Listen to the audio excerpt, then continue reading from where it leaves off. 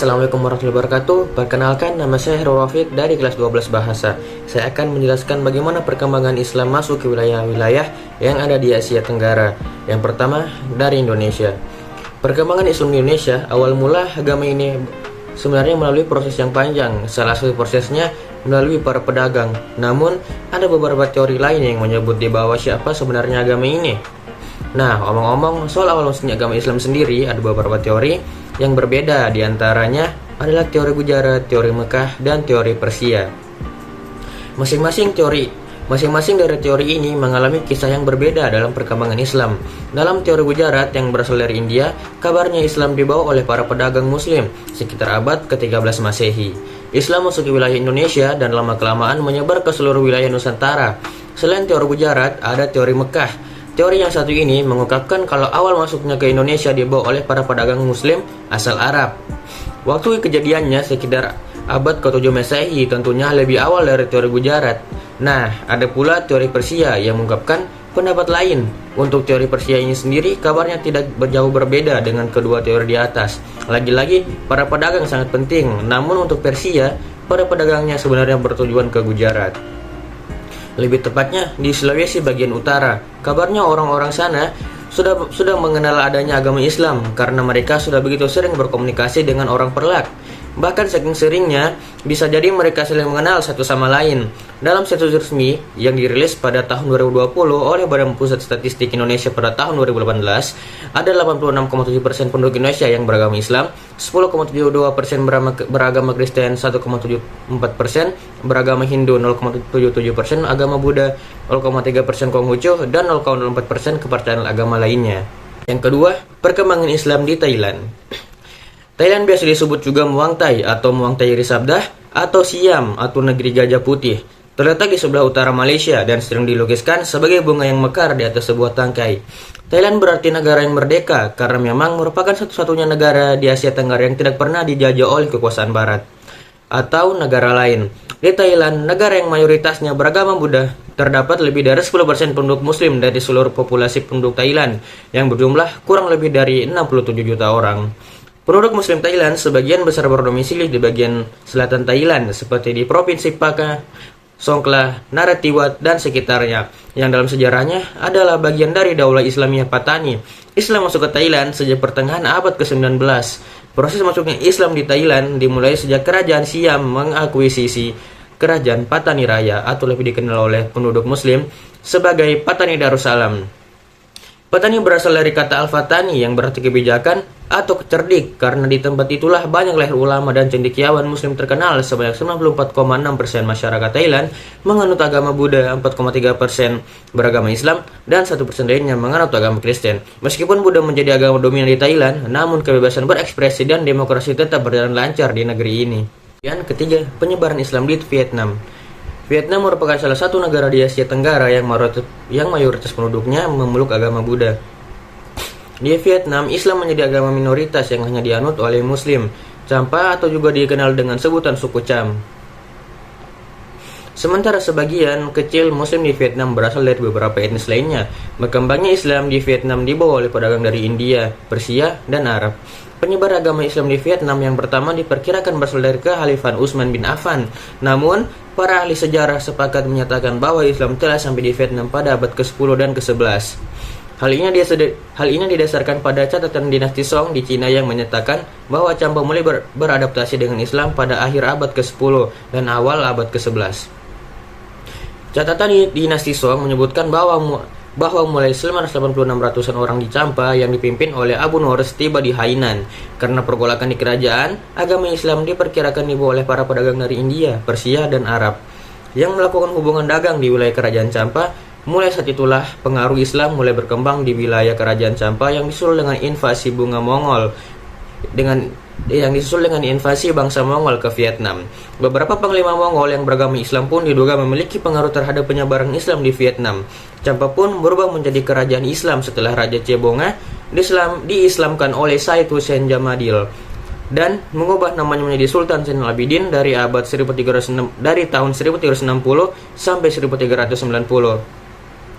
Perkembangnya Islam di Vietnam semakin meningkat setelah Champa memiliki hubungan dengan Kesultanan Malaka. Hingga saat ini, umat Islam di Vietnam masih ada, meski jumlahnya, kebanyakan Muslim di Vietnam adalah Islam Sunni yang bermazhab Syafi'i. Pada 2019 tercatat hanya terdapat 41 masjid yang berdiri di Vietnam. Beberapa di antaranya adalah Masjid Phuc Non, Masjid An Suan, Masjid Van Lam, dan Masjid No Lam.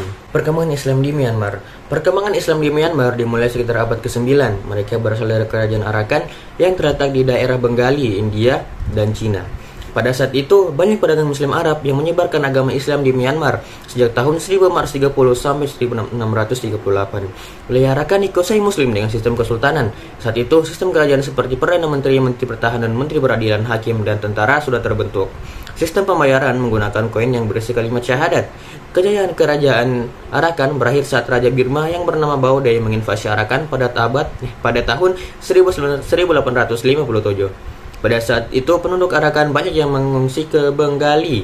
Pada masa kolonial Inggris, populasi Islam meningkat. Muslim Rohingya mendapat sedikit keleluasaan di bawah Komite Kebebasan yang diketuai oleh Rahmiah dan Zahiruddin. Pada tahun 1941, terjadi perjanjian pemisahan antara Myanmar dari India.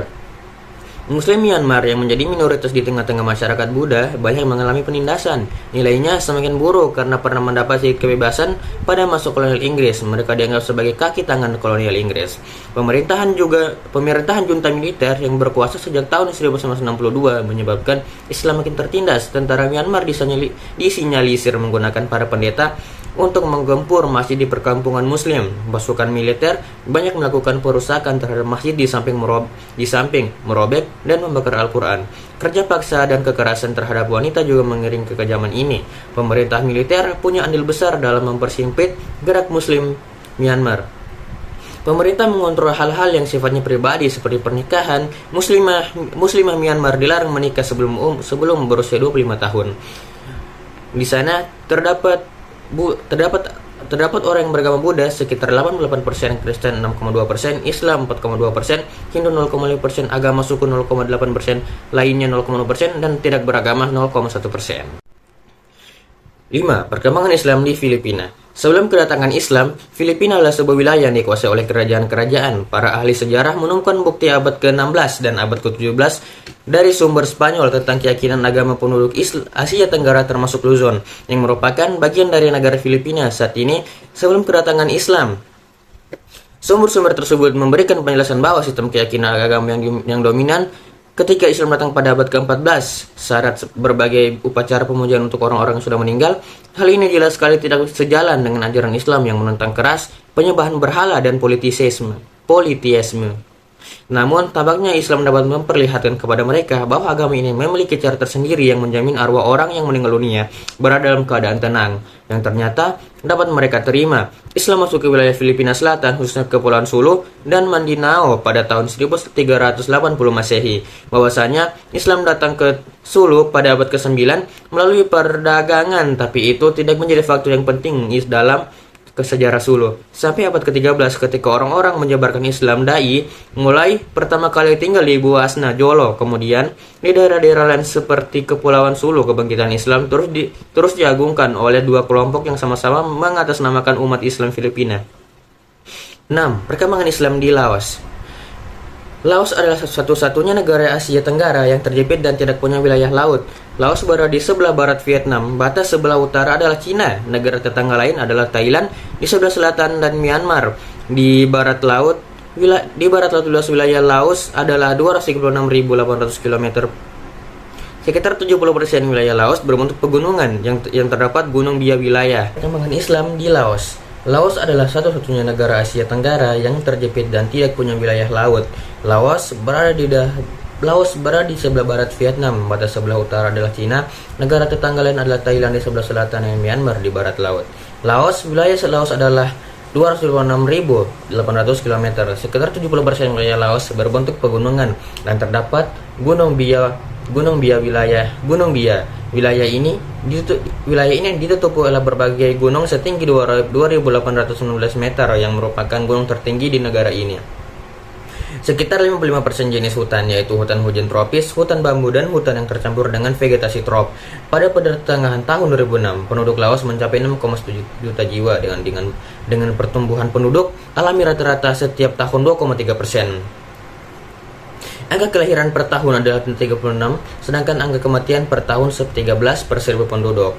Suku bangsa yang terutama di Laos, yang dominan di Laos adalah suku Lao. Suku bangsa lainnya adalah Tai, Meo, Tiao, Mon, Khmer, dan Cina dengan persentase Lao 48%, Mon, Khmer 25%, Tai 14%, Meo, dan Yao 13%.